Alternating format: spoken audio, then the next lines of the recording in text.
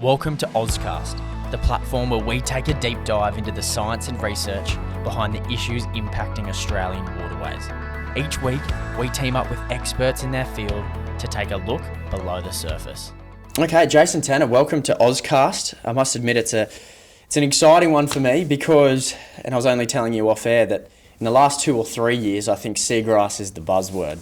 I think seagrass, out of all of our aquatic habitats, has been the one that's probably got the most attention online, particularly a lot of attention in our programs we do at OzFish, and I know you're working on many yourself, so I'm really keen to dive into it. But yeah, thanks for jumping on firstly.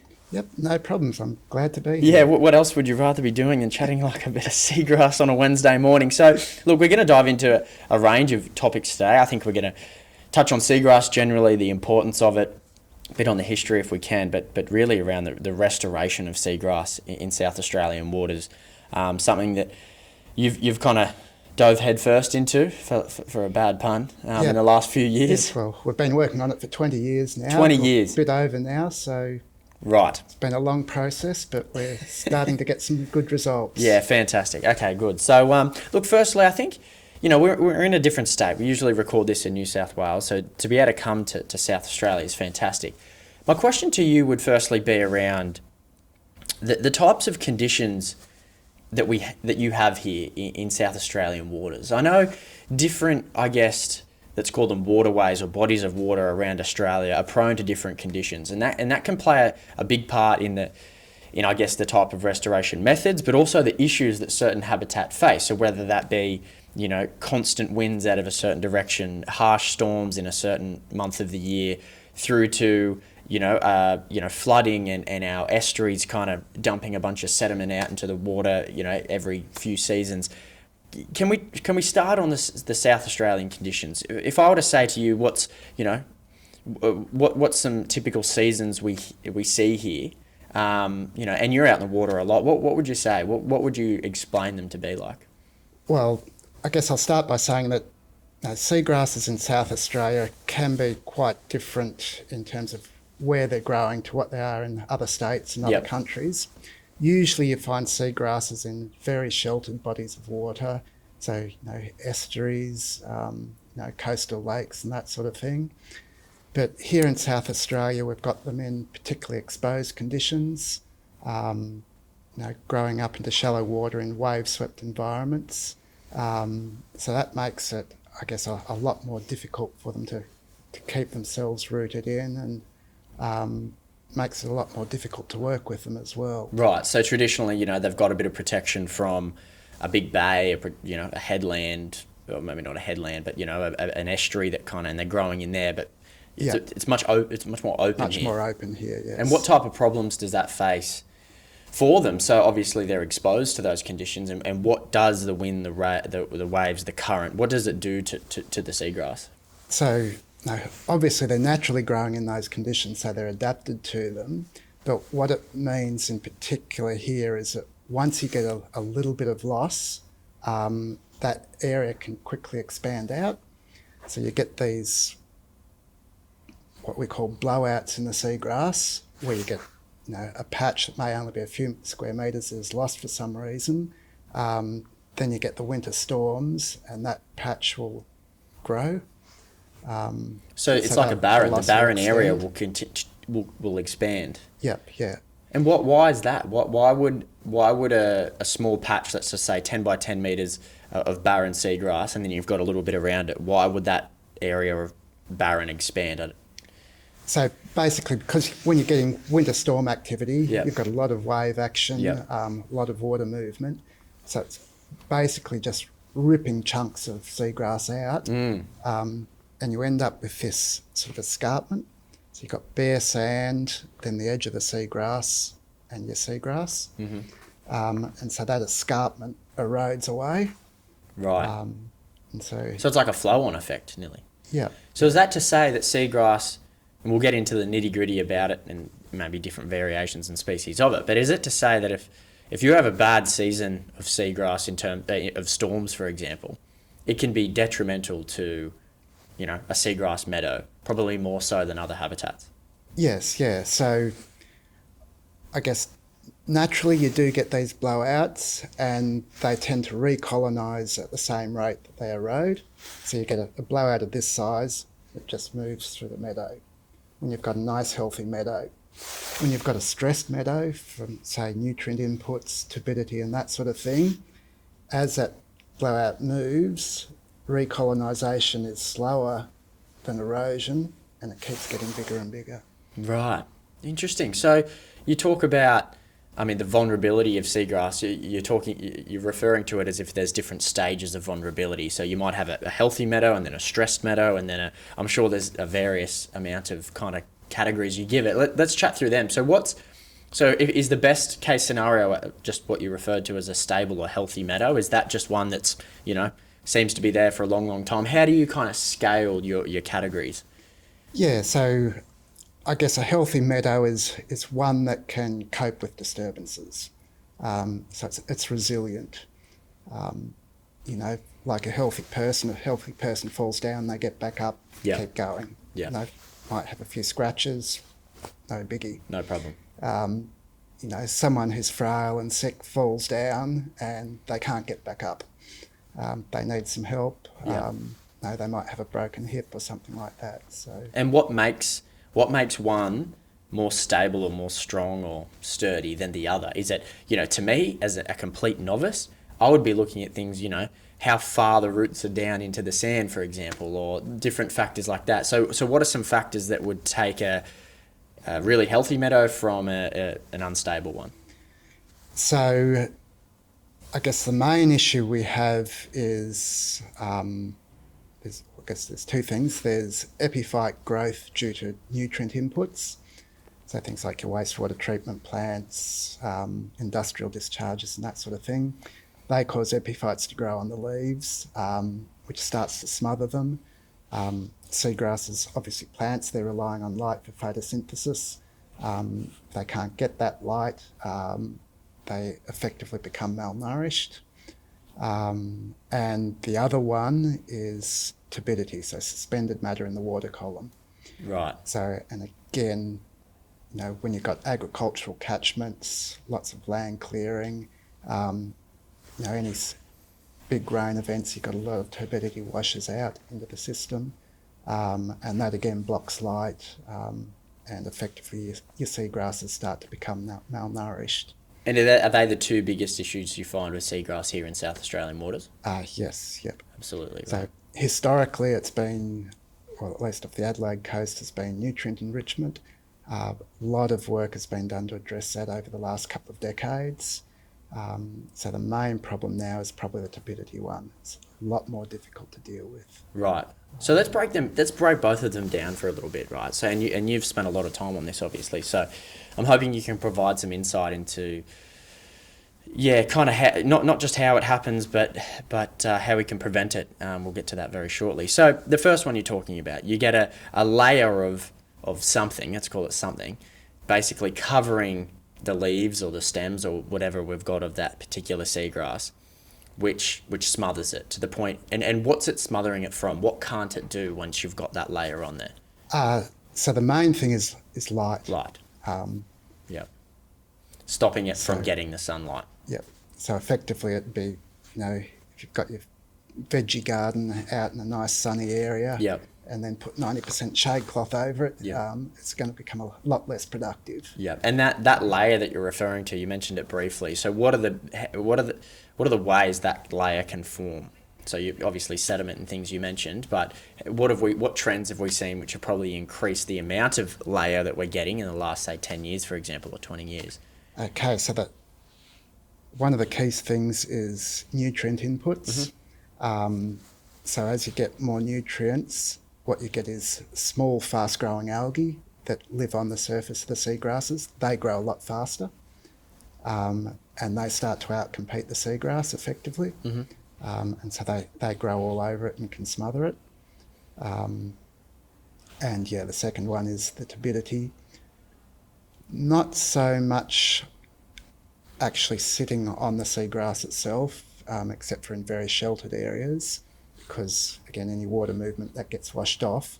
but a lot of it's sitting in the water column where it blocks light. Interesting. Okay. Yeah. So when it gets kind of, disturbed, it's not just always about it getting disturbed up and then falling back on top of the seagrass, because that'll probably get washed off again. But it's like an ozone layer, I guess, if you will, in the water column that you can't see, and that's stopping that light coming through. I mean, effectively, it's a cloud in the water.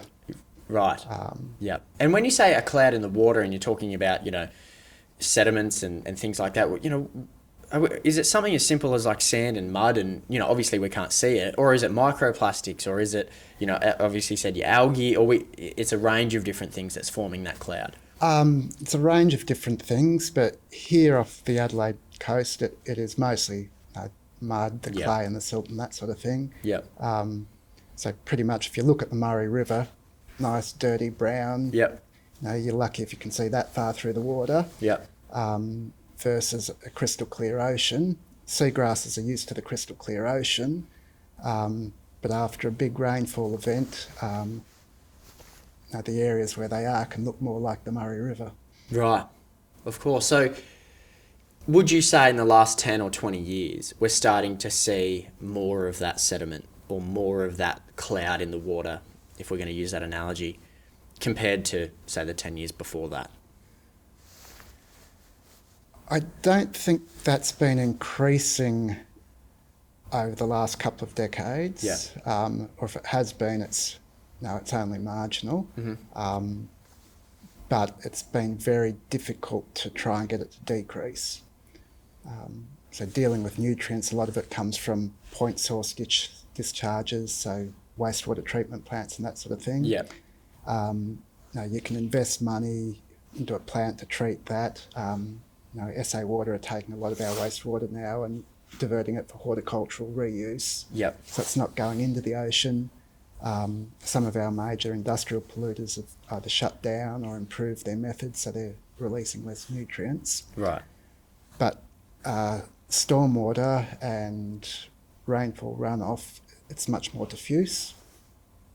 So, every street has got stormwater coming off it, every house has got stormwater coming off it.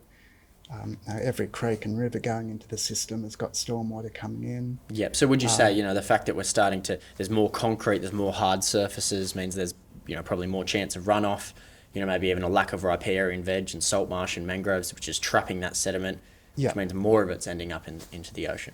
Yeah, so I guess runoff is becoming peakier and peakier. Yep. In terms you get large volumes in a small amount of time.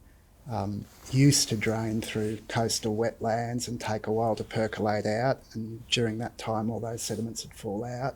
Now it just straight out straight to sea in, straight through. Still got everything with it. So would you touched on it earlier, so you're talking about there previously when it would run off, it might have a buffer period, right, where it would take, let's just for conversation's sake say a few extra weeks to get down into the water. Does seagrass kind of move quick? Can it reproduce quick? Can it kind of pick itself back up off the ground quickly? And would that buffer period that we previously had have been enough for it to kind of, defend itself? So the main large habitat forming species here are fairly slow.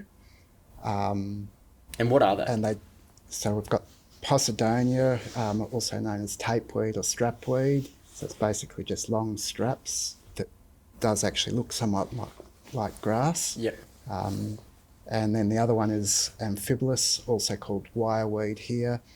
It kind of leaf clusters almost look like a bottle brush. Both as important as each other? Yes, yep. Yeah. Yeah, so they form meadows that might be that tall. Yep. So they provide a lot of habitat for fish and for crustaceans and other things, a lot of food sources and that sort of thing. So out of both of those species, is there one, more, quicker growing than another? Or is there one better at defending itself than another? Or are they both pretty slow, or are they both pretty quick? Where would you put how would you rate their kind of ability to reproduce?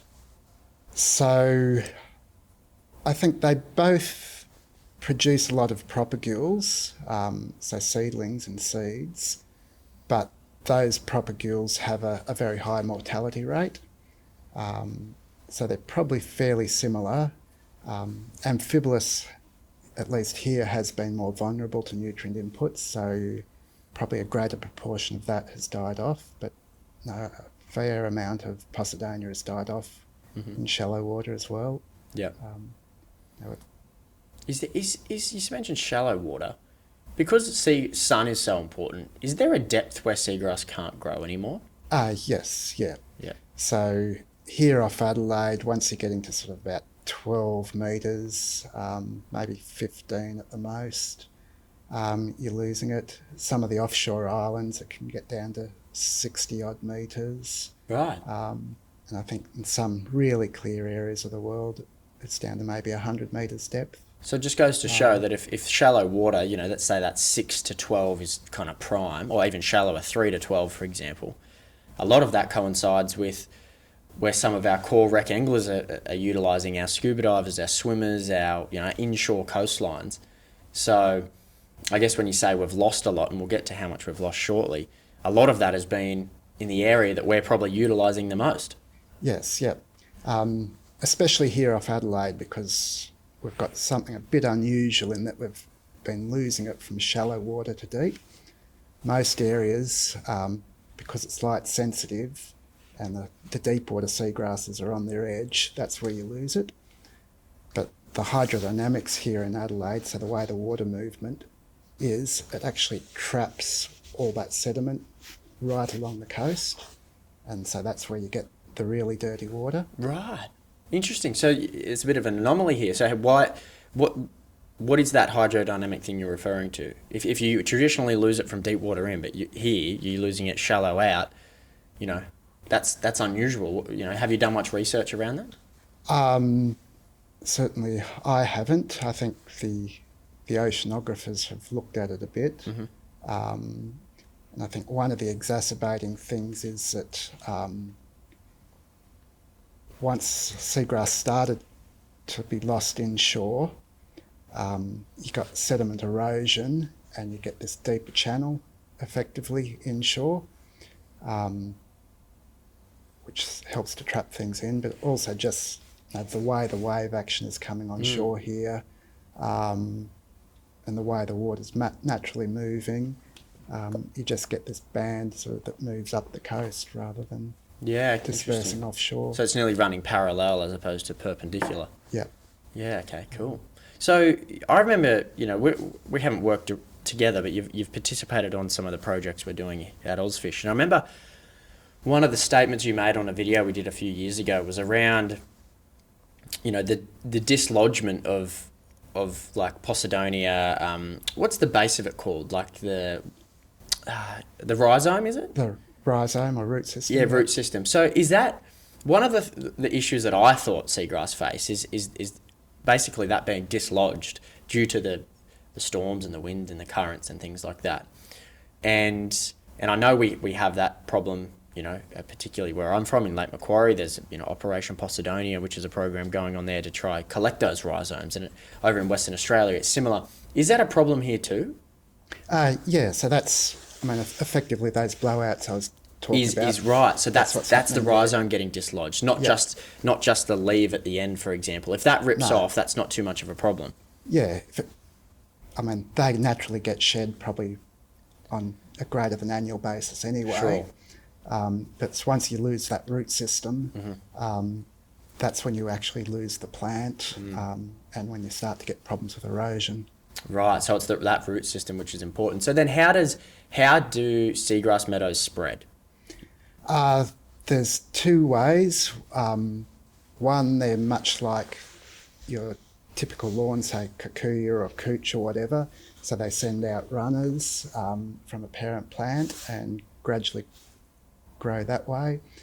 And like most plants, they sexually produce propagules.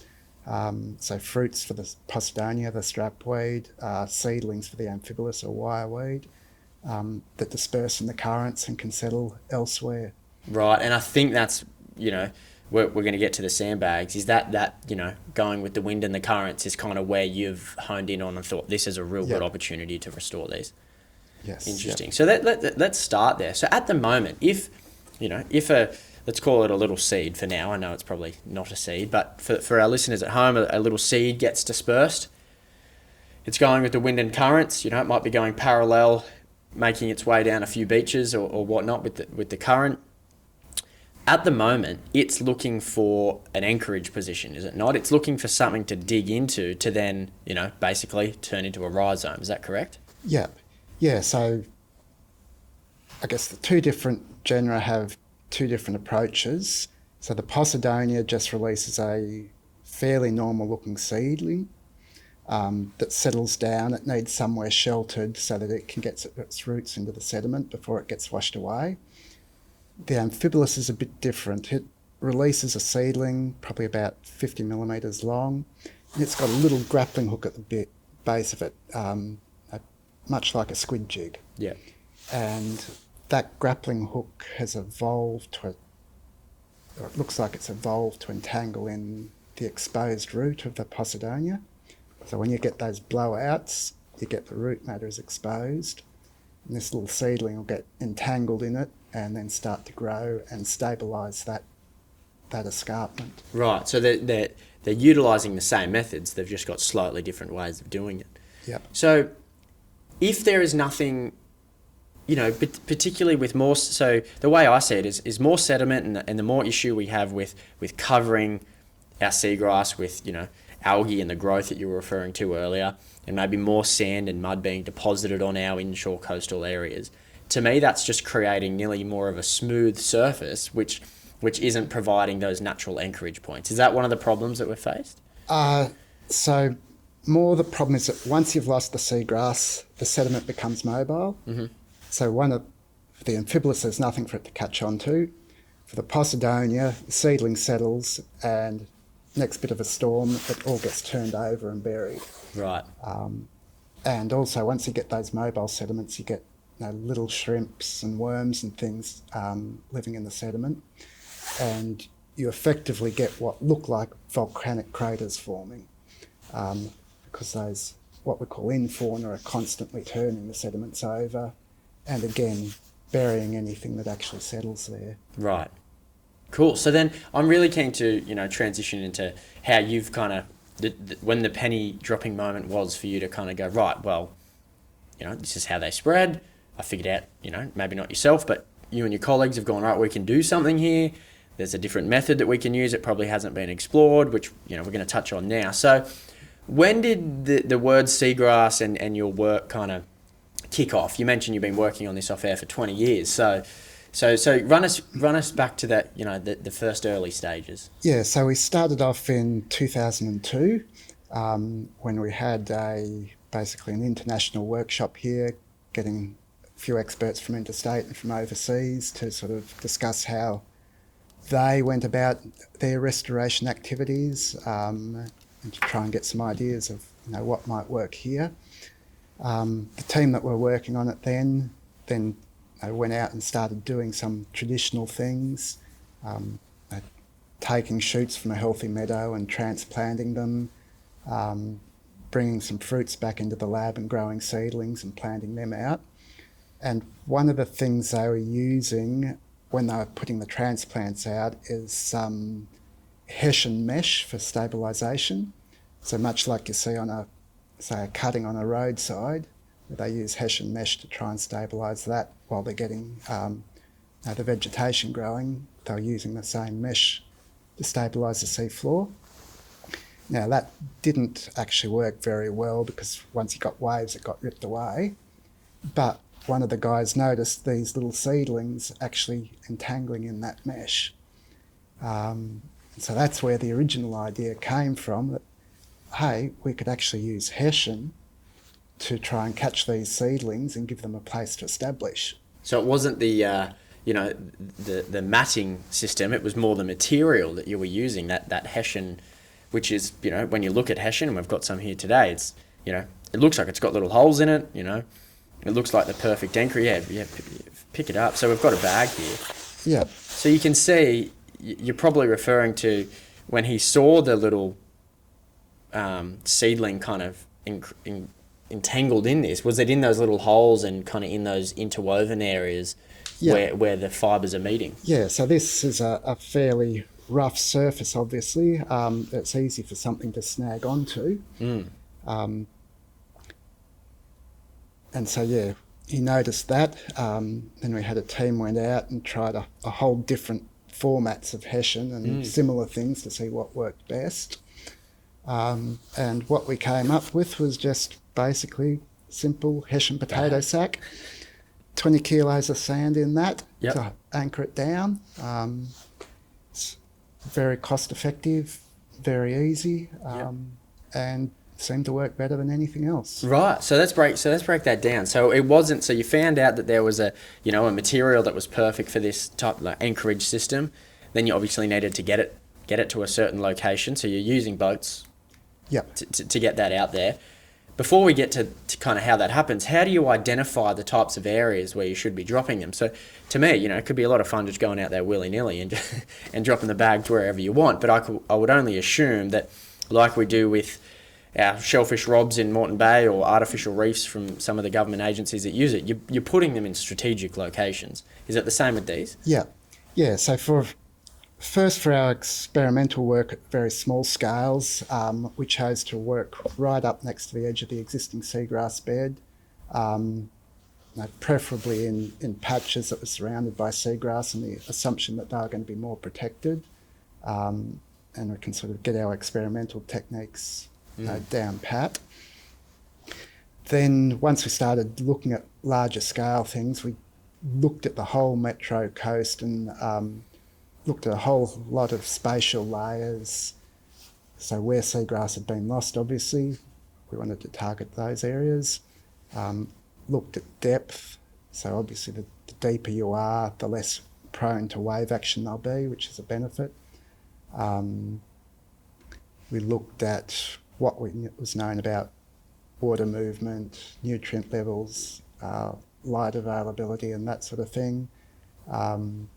Used a hydrodynamic biogeochemical model that SA Water have developed, and then picked out a whole series of sites that we thought, they might work. Went and put out 30 odd bags at each of those sites because while we were pretty certain that the environment was suitable, what we didn't know if there was a source of seedlings or not. Because one of the things about this method is that we don't actually plant the bags. We let them grab seedlings that are naturally drifting by. So you're not planting in the bag, so you're not actually shoving them with seeds, for example? No, not for Amphibolus, which is the main species we target. Right. When we're doing Posidonia, we do have to do that, but that's at a much smaller scale. Interesting. And then, so you've got your 30 locations. So you've got 30 bags in each of your locations. Put them in. This is your first deployment, is it? We did that a couple of years ago. So what year was that when you first did it? Because what I'm leading to, I really want to go to that first moment where you went, it works.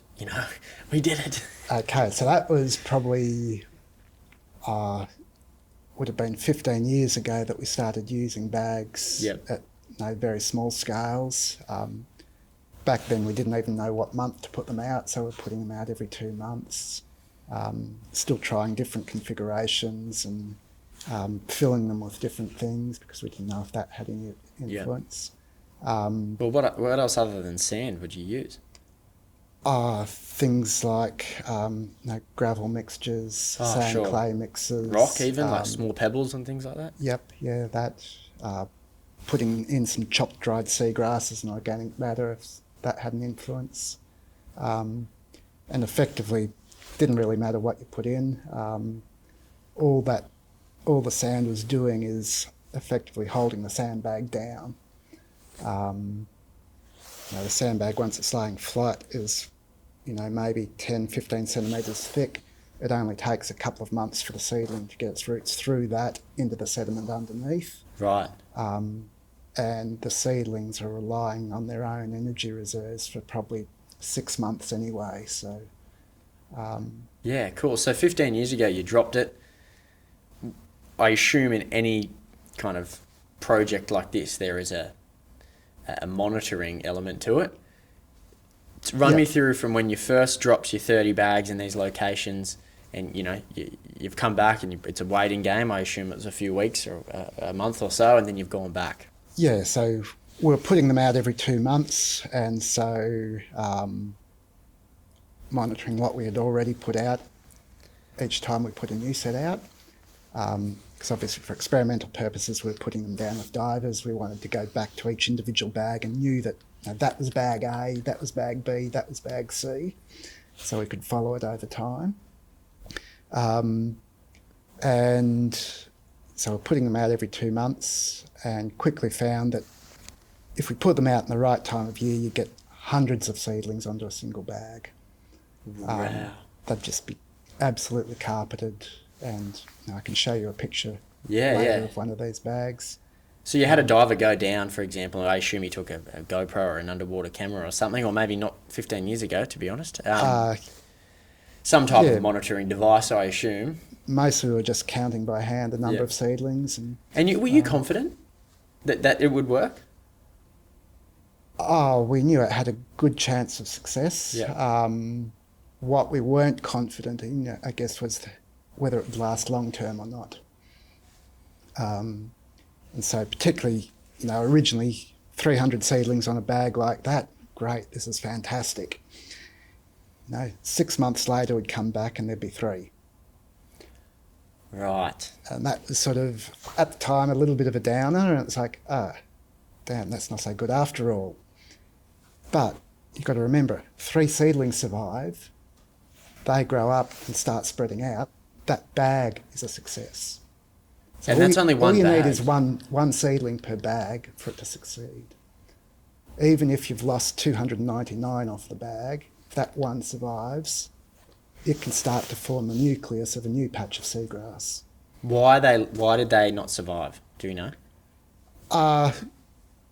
There would have been a range of things. So a lot of them would have been lost due to wave action, just ripping them off.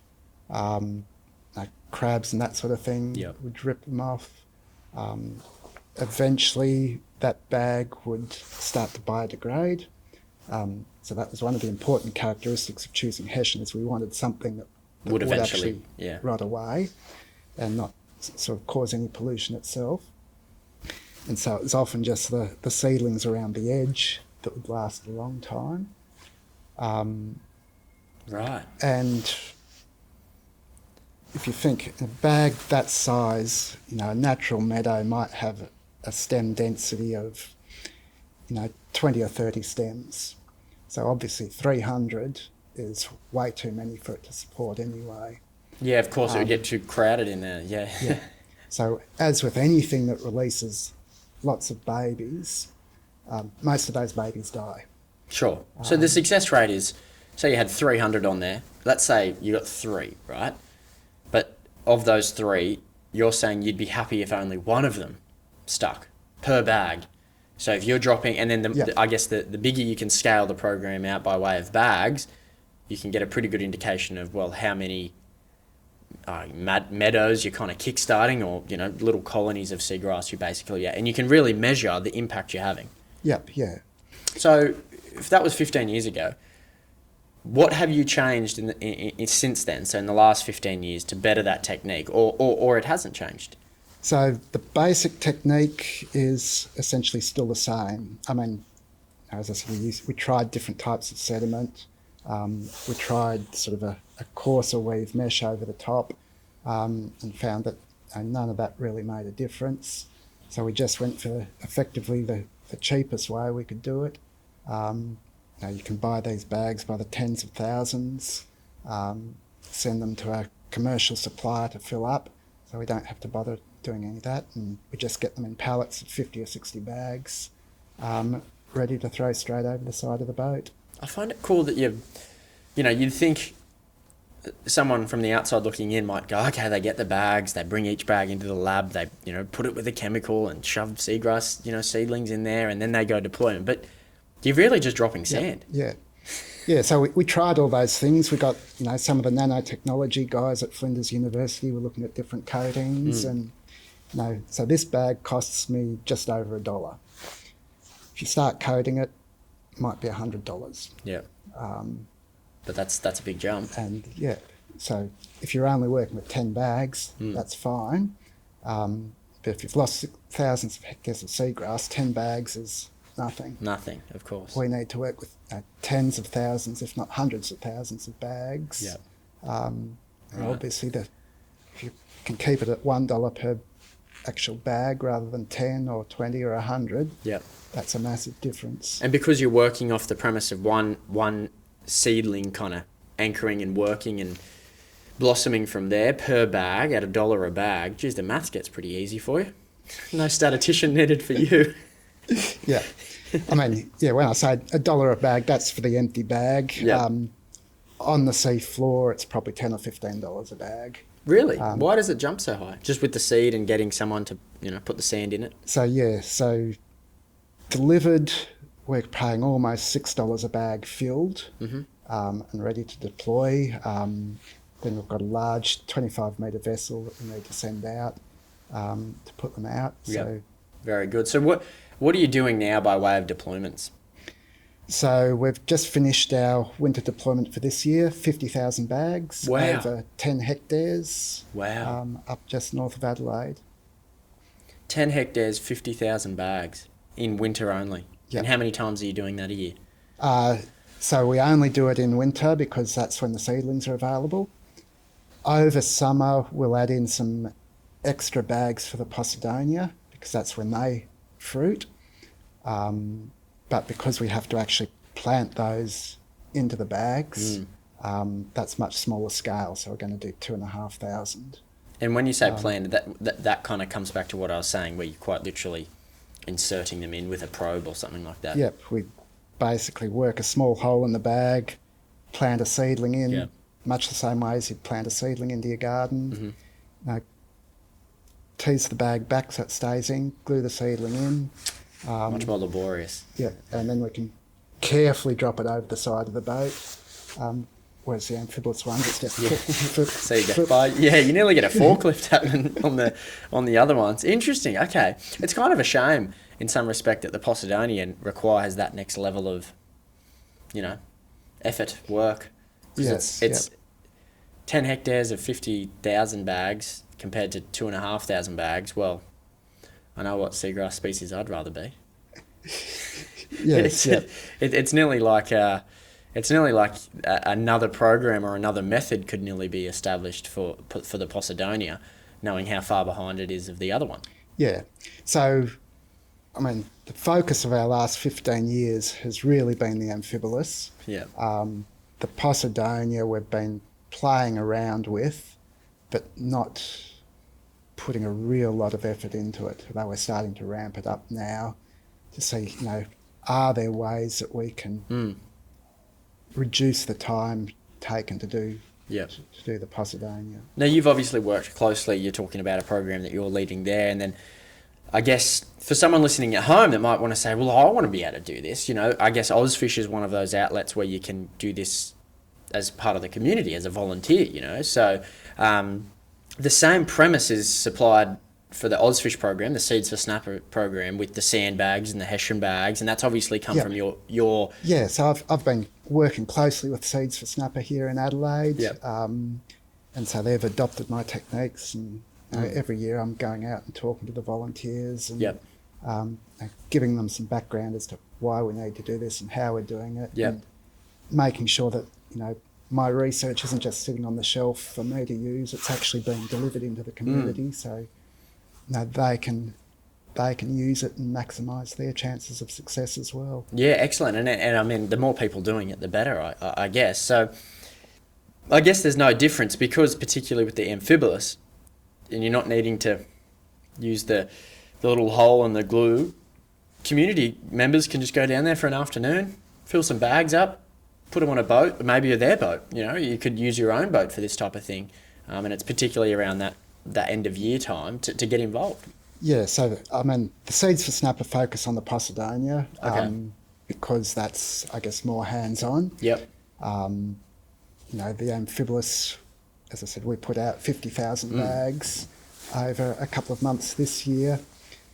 You know, a typical fisherman in a small boat might only be able to take 10 or 20 bags. Exactly. So, but I think from an optimistic perspective, if we can empower or engage across a seeds for snapper season, you know, thousands of boats, then, well, you know, the world's your oyster, yeah. for a terrible pun.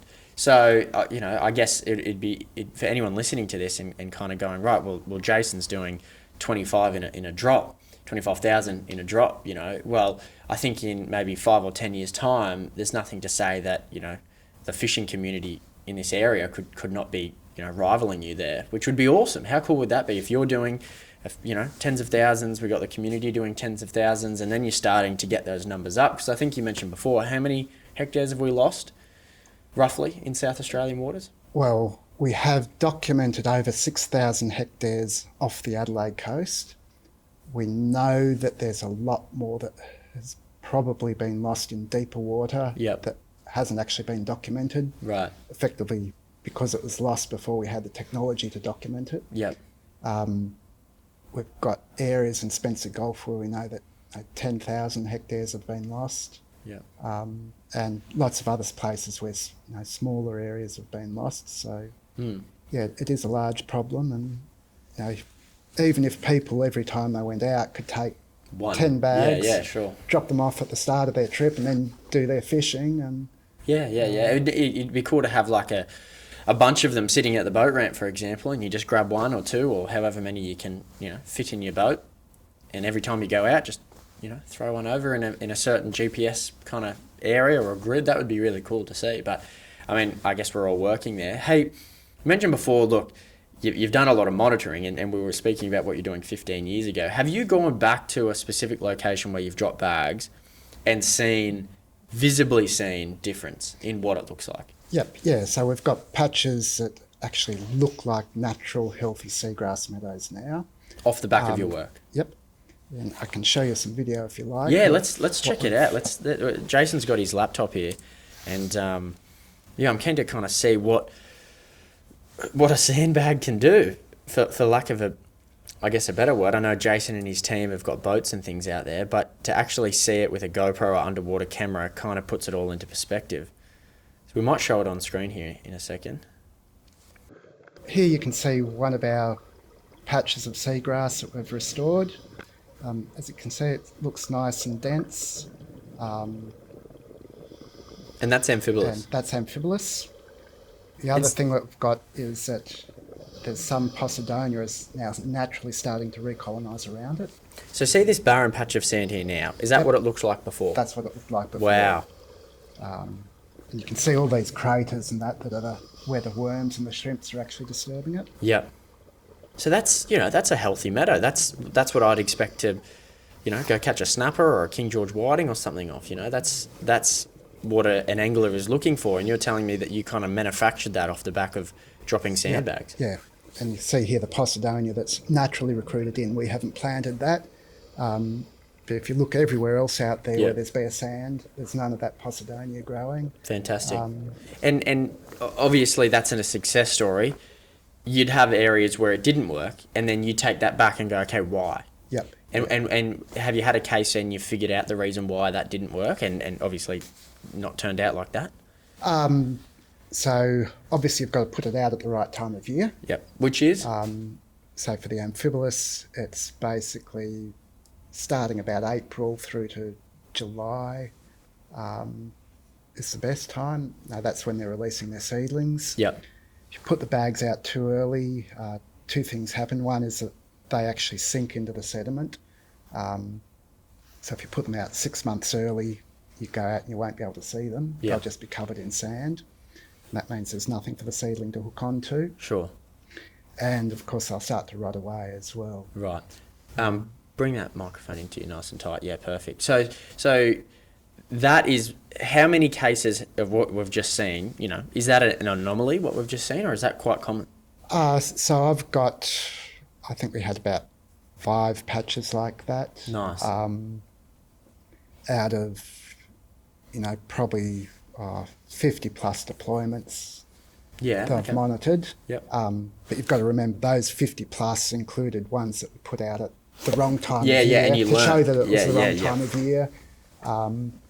And there's a whole lot of deployments where we only went back once because we're putting them along the coast trying to work out where seedlings occurred Yep. and at what densities. And then we've just chosen the best sites to keep going back to. And you'll start to refine it, so you've got kind of your prime zone for regeneration, and then you can kickstart it from there. So because that's already established, the meadow you've just showed me, that's now going to naturally keep kind of doing the work of the sandbags anyway. So once you get it up and running, it is self-sufficient. Yep. Yeah, so when we put the sandbags out, they're not sort of abutting each other, they're maybe half a metre apart. But you would have noticed in that clip that there's no half-metre gaps between distinct squares of seagrass. Right. So those seagrasses are actually interdigitating and merging between bags. So cool. Forming a continuous patch. Wow. So for someone that looks at, like I mentioned there, that's where I would go to go for a fish, for example. Do you do much research, or maybe someone else in your team might, around why seagrass is actually so important? So what do we know? You know, what you're doing this for a reason. You've identified. You wouldn't be dropping them and spending $1 a bag and things like that, and going out there in winter and dropping 25,000 if you didn't think there was a benefit. So I'm really interested to hear, for everyone listening at home too, that might just look down at seagrass and go, "Oh, there's some green grass." But no, there's benefits behind that, which are not only important for us as humans, but also for the aquatic marine life that's down there. What have you found out that? What would you say the most important thing around seagrass is? So, I mean, Keep going. Yep. there's a whole range of ecosystem benefits from seagrass. Mm-hmm. All of this started out essentially from a habitat perspective and a coastal protection perspective. So once you've got seagrasses in, they actually reduce wave activity and reduce water motion. So in the Adelaide context, they have some contribution to reducing beach erosion. But we've also had the oceanographers do tidal modelling of the Gulf with and without seagrasses, and the seagrasses actually change the tides. So wow, due to the, I can only assume it's due to the. So when a wave's coming in, there'd be something going on with how it interacts with the, the sea floor and things like that. Does it cushion it or something like that? So basically, without the seagrass, you've got a fairly smooth sea floor. So you can think of it like your tiled kitchen. And if you run along that in socks, and you can skid along it. Go into your lounge room with a nice plush carpet, and you can't do that. And effectively, the same thing's happening with water motion. No seagrasses, it just slides along quite easily without very little friction. You've got seagrass there, you've got a lot of friction, and it just slows down the water movement. What a great analogy. You'd never think that seagrass has an effect on the water movement, particularly on inshore coastlines. Wow. Yeah. And then what about for food, shelter, habitat, things like that? Yeah. So it's extremely important habitat for a lot of species. So our iconic species, things like King George whiting and garfish, rely almost entirely on seagrass habitats. But a lot of other species either rely directly on the seagrasses or at some stage in their life cycle, or from food resources that come from seagrasses. So, for example, western king prawns in the Gulfs, their juvenile habitat is mud flats, but they're only on mud flats that are between seagrass and mangroves. And that's because the seagrasses are contributing food resources onto those mud flats. Right. That the prawns rely on. And have you looked much into the benefits of seagrass for us by way of storing carbon and things like that? It's the topical thing at the moment. Yeah, so that's the big thing now, and what's actually currently funding my research is blue carbon. Typical seagrass meadow would store more carbon than a standard terrestrial forest. Wow. So it's and what's that one of the mean? best stores of For carbon. someone who's listening to this and going, storing carbon, like whoop-de-doo, what's that mean from a research perspective? I guess what that means is it's pulling carbon dioxide out of the water and ultimately out of the atmosphere and reducing global warming. Wow. So the more seagrass we're losing, the less kind of actors we have pulling carbon dioxide out, which means, And obviously if we lose the seagrass, all that stored carbon ultimately ends up back in the atmosphere. Right.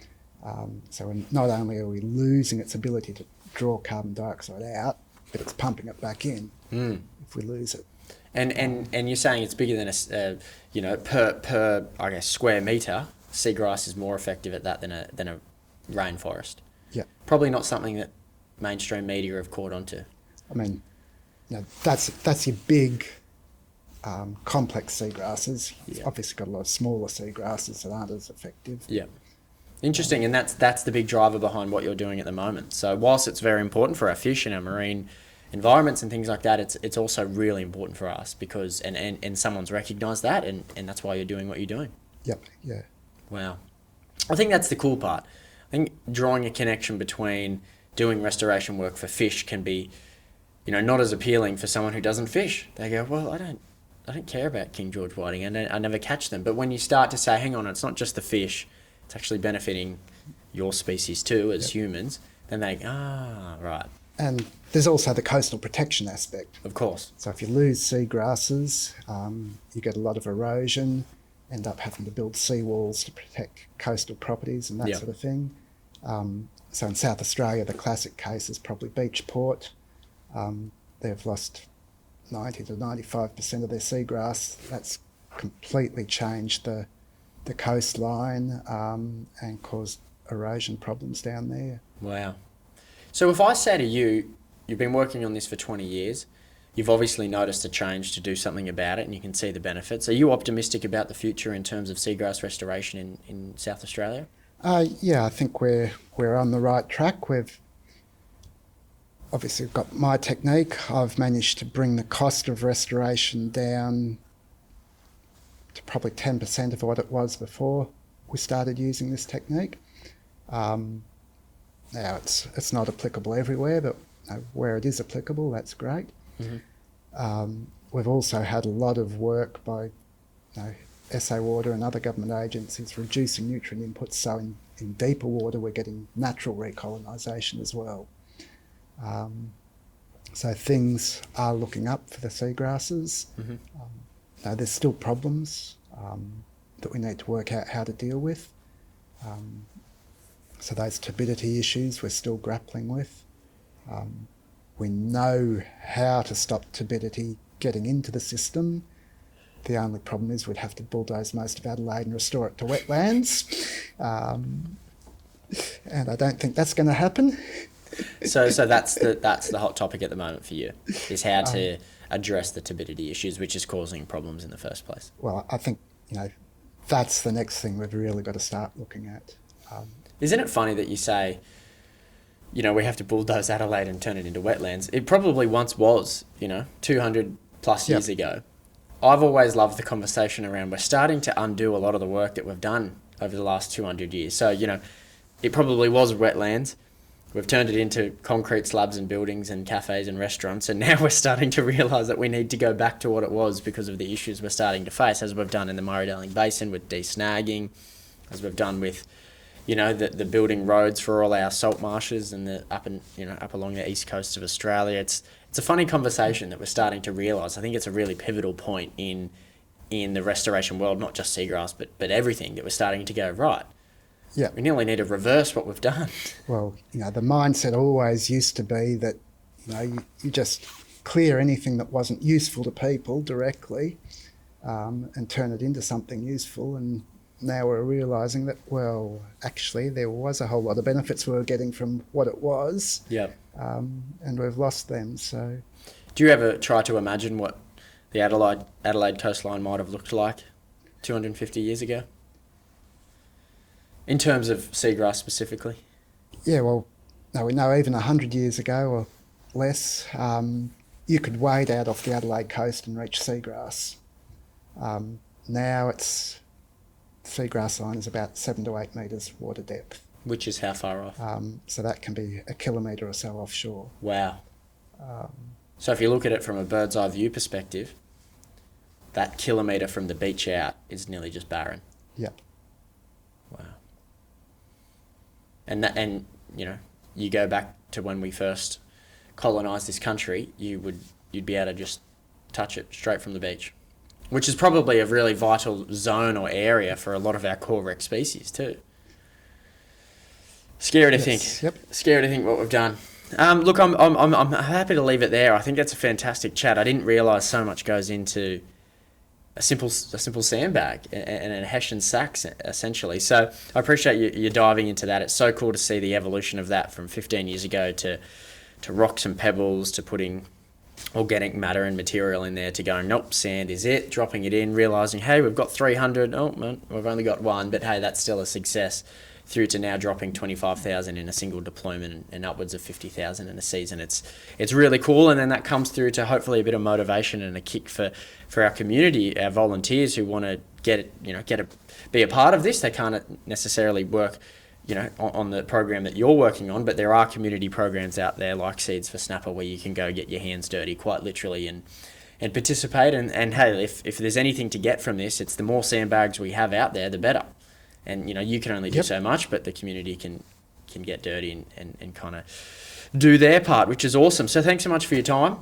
Hopefully we can link back up in the next couple of years and see what you've been up to. I'm sure you'll have a new technique maybe for Posidonia, which is a long way behind. But hopefully, but yeah. Until then, do you have a message, I guess, for anyone out there that might want to follow what you're doing? Can they get up to date on all things seagrass in and around South Australia and what your program might be doing? Is there a website or something like that they can head to? Being government, we don't actually have that sort of website that I can keep up to date on a regular basis, unfortunately. Seeds for Snapper obviously have their website, and so they've got some of the information there. So you're saying OzCast in this podcast is very, very, the one-stop shop to all things Jason Tenner and seagrass, maybe. But yeah, I guess you can follow your journey. You'll be a part of our Seeds for Snapper program again this year, and I'm sure you'll be providing updates on what you're doing in and around those media releases and blogs and things like that we do there. So yes, yeah. Excellent. Until then, it's been Jason Tanner talking on seagrass on OzCast. Thanks for your time. Okay, no problems. Thank you, Jonathan. This episode of OzCast is proudly supported by Green Adelaide and BCF, Boating, Camping, Fishing.